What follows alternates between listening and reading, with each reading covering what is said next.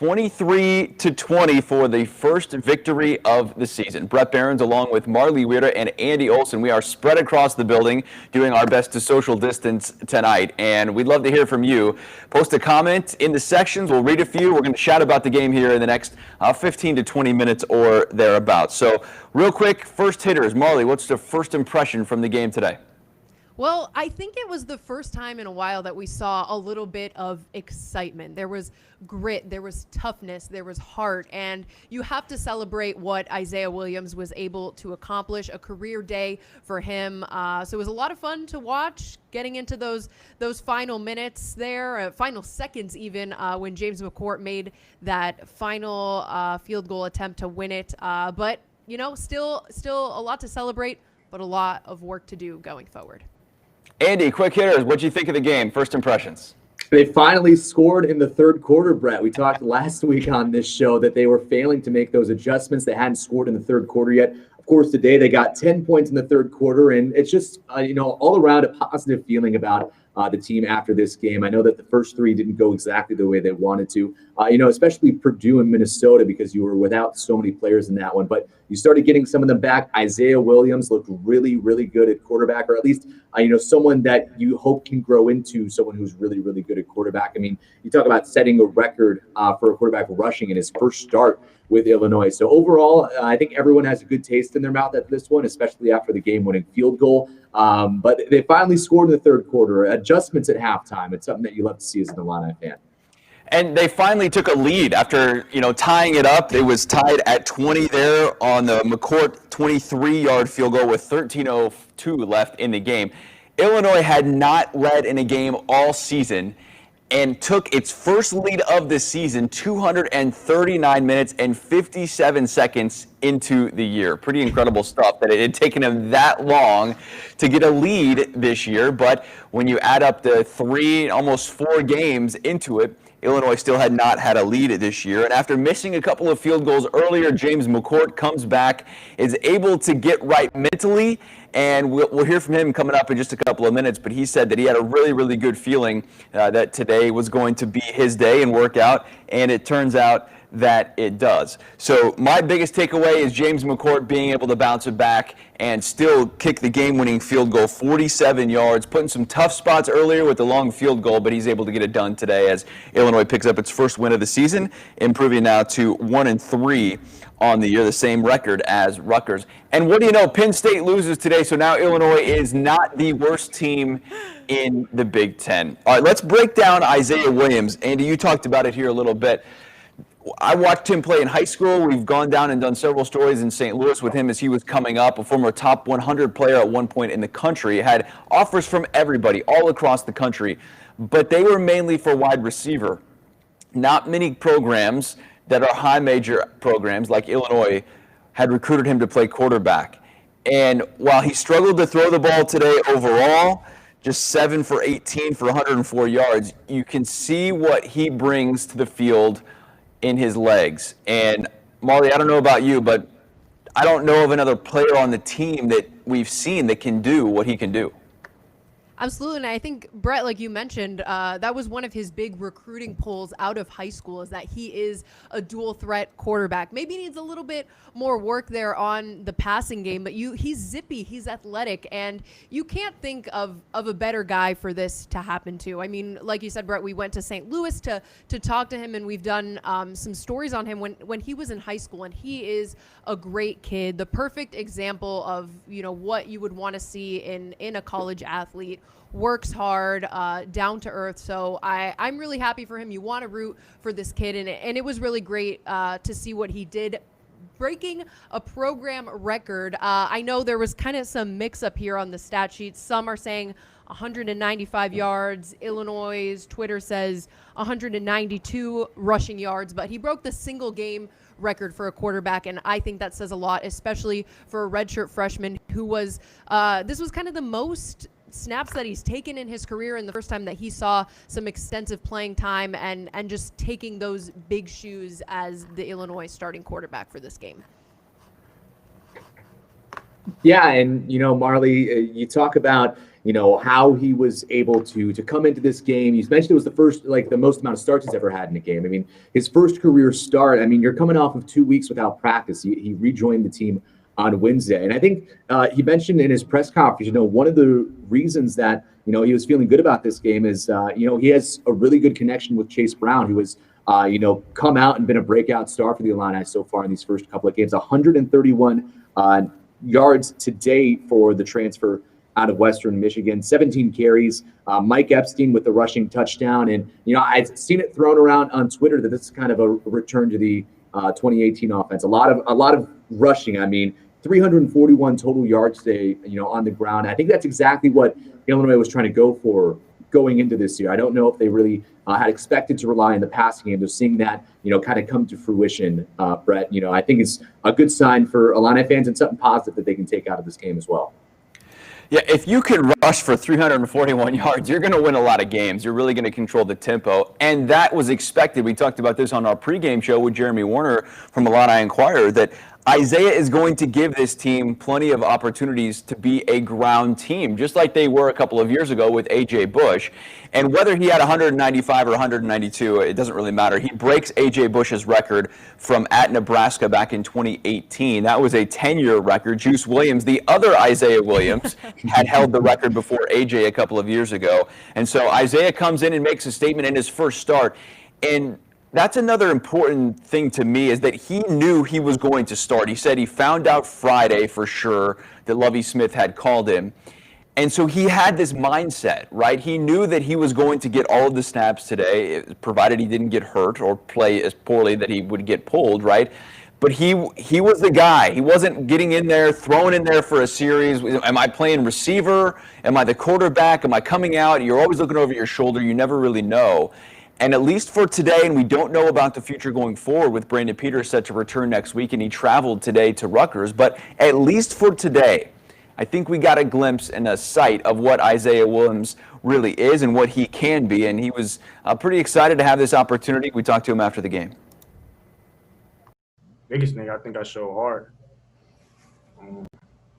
30 carries, that's a lot of carries, and just kept playing. And then the last play, the back shoulder, I showed that progress was being made, and that's all that mattered, that I keep getting better.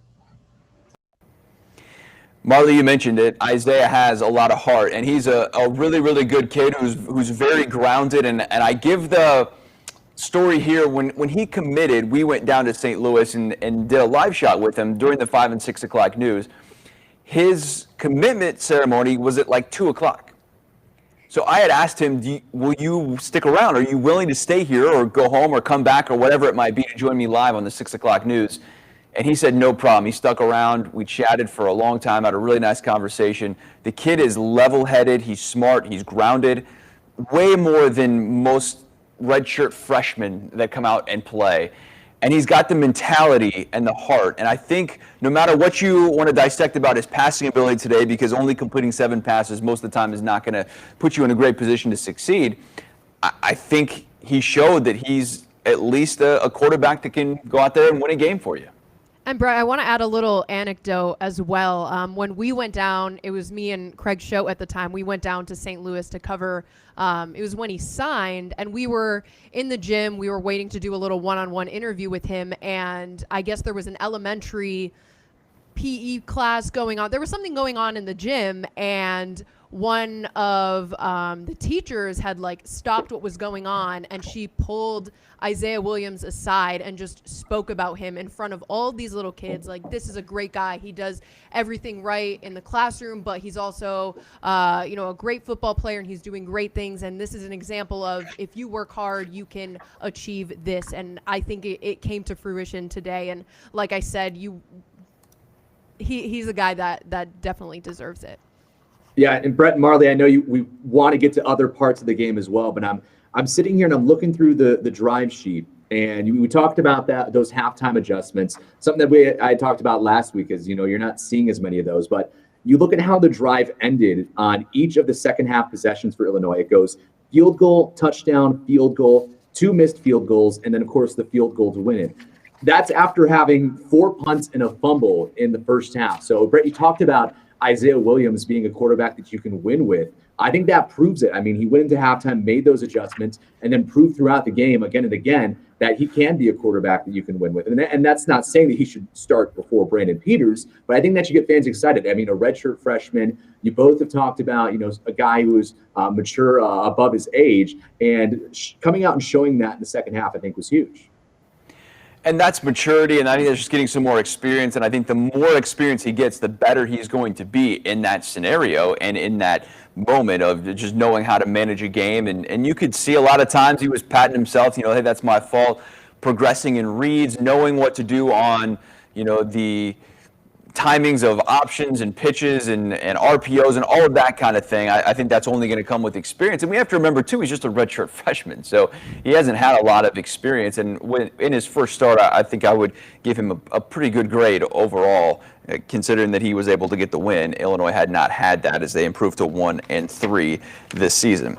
We talked about the rushing game a little bit, and overall for Illinois to be able to get a ground attack going, they shot themselves in the foot multiple times today.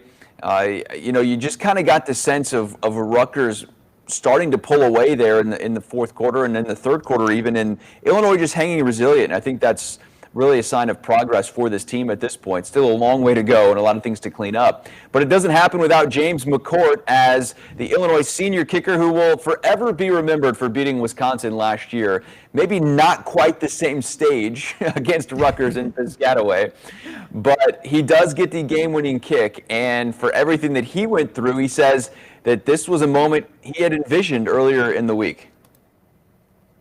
Wrote in my notebook earlier this week that I felt game winner was going to come this week for some reason. And my mom even texted me earlier in the week, so I have a good feeling about this week. And, I held on to that belief. Even in the times after the two missed kicks, I remember that what I wrote in my notebook, and I just knew that this moment was going to come that I'd have to deliver. Just super happy for the team. We deserve this. We're a good football team, and we're slowly piecing it together. And, I think this win is definitely going to propel us in the right direction. You got to feel good for James McCourt to get that kick, to get a third try. Sometimes you need three to be able to get it done, and he's able to get that. Yeah, right. I'm happy he was able to have that opportunity for Illinois today. And what a story that is. You can't make that up in terms of him writing it down in a notebook and then for it to come true. That's pretty cool and a good moment for him. Hey, he put himself in the position. He knew a game winner was coming. If he didn't miss those last two, there wouldn't have been a game winner. So it had to come one way or another. So he talked about manifesting. He said that in the press conference. I think a lot of us have been manifesting recently. So to see it work out for someone, I'm glad that he manifested that game-winning kick for himself. And it was all set up by a couple of big picks. The Nate Hobbs interception, I think, was the big key for Illinois in that. Just to have the opportunity to be put in that position to get another field goal opportunity. And overall, Nate Hobbs coming back after a shoulder injury last week, second on the team in tackles today. He had 8 of them, including that interception that he returned for 27 yards, as well as a tackle for loss. All things considered, Nate Hobbs played a lot better today after really getting exposed to Andy the last couple of weeks that he was in, had not had a good game in his first two. I think that's some improvement for Nate.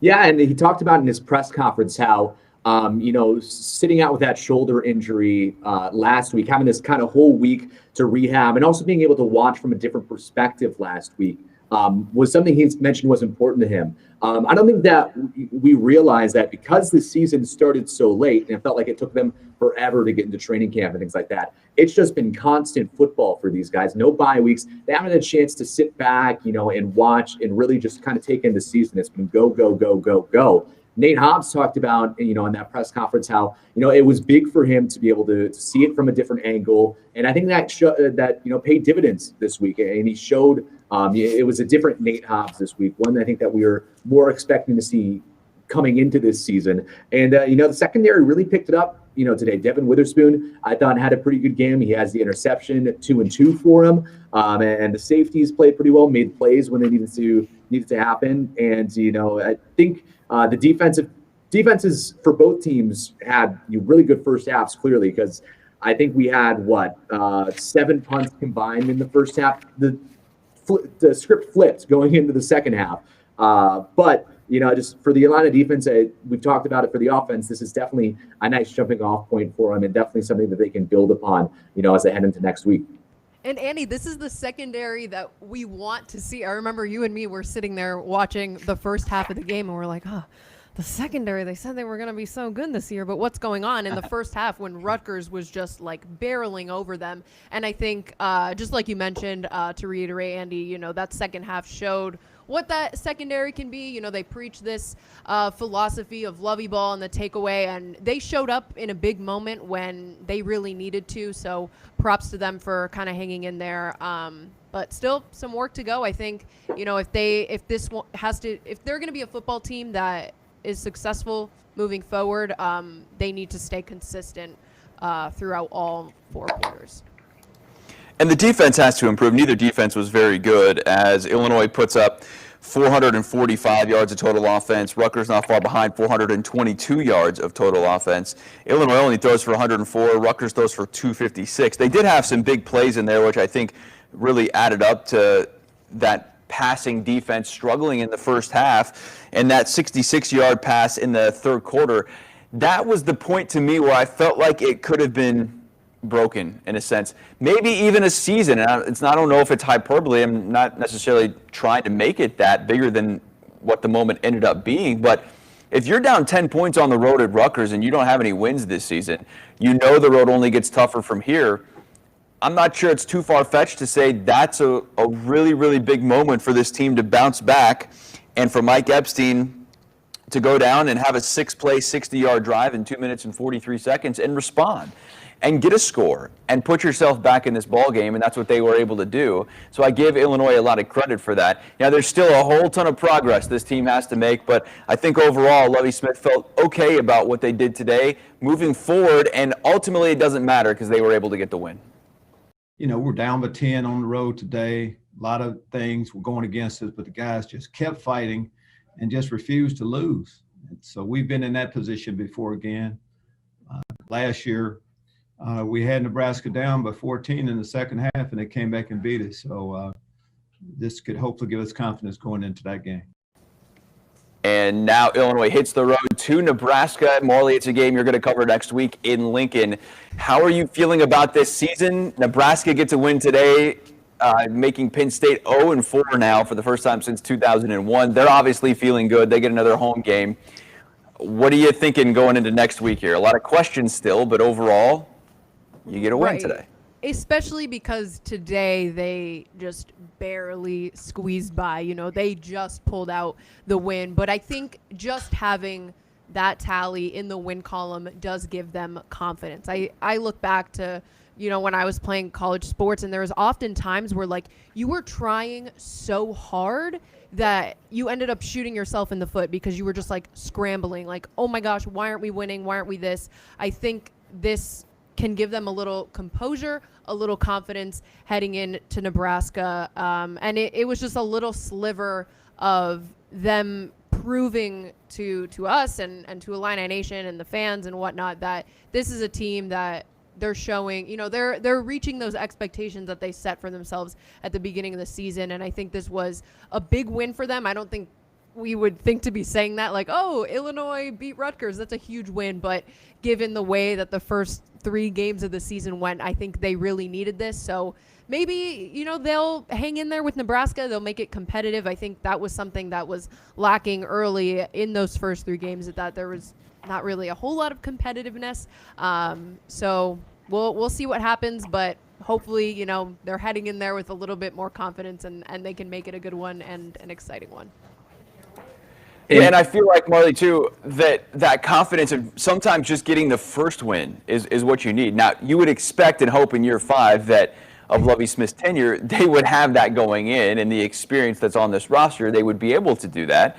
And multiple guys still out today due to different ailments, I should say, whether that's injury or Brandon Peters out with COVID or Griffin Moore.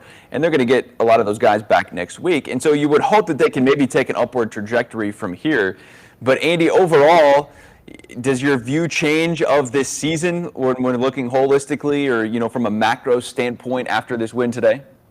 I think it does to some degree, because if they went in and lost this game like experts were expecting them to. I mean, Rutgers was the 6-point favorite. Then you're 0-4. You have Nebraska, which all of a sudden seems like just a insurmountable program to beat on the road. I mean, they did beat Penn State today, but now you have the win, and I'm feeling like the team feels like that's a winnable game.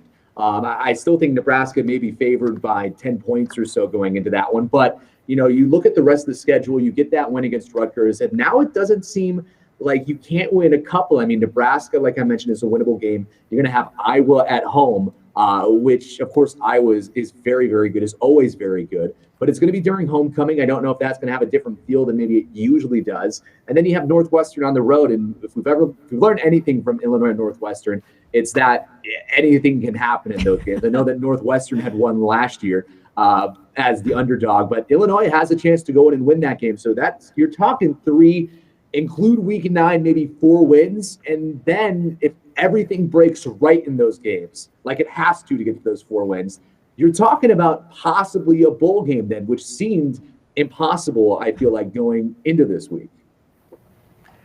Well, they'll start with 1, and that's what they get today after they beat Rutgers 23-20. And there's still a lot of season left.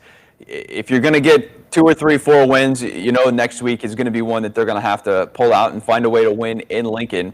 Lovie Smith's been pretty good against Rutgers overall, 3-1, 4-1 now should be as they move on, and they've been better against Rutgers in Piscataway than in Champaign because Rutgers beat Illinois a few years ago at Memorial Stadium. All right, all things considered, I think today's a good day for Illinois football as they find a way to get a win. Marlee, what's your final thought as we head into this next week now? And for me, it's got to be quarterback. Do you keep Brandon Peters? Do you play Isaiah Williams? What else are you thinking as we turn the page here and start looking towards next week's game? Yeah. Well, not to get a little ranty, but I think Isaiah Williams needs his time in the spotlight. Even people in the post-game press conference were like, okay, next week, does Brandon Peters start? I'm like, no, let him have, like, that's for next week. That's for Monday's press conference. Let the kid have his moment. But I do think, they'll have some more pieces, and they'll be more of a cohesive unit, like the full kind of Illini squad that there was at the beginning of the season before so many guys were missing. So, Brandon Peters getting the start can certainly help, but not to discredit Isaiah Williams because he did, put on quite a show. But nowhere to go but up, I think. I think it would have been a lot different if they lost this game against Rutgers. Lovie Smith would be, scratching his head like, oh, what am I doing here? But we'll see what happens. But I think they can climb going forward in this season. Andy, final thoughts. It's all Lovey, baby. I mean, we discount the team. I mean, when they're losing, he said it last week in his press conference that those losses are on him.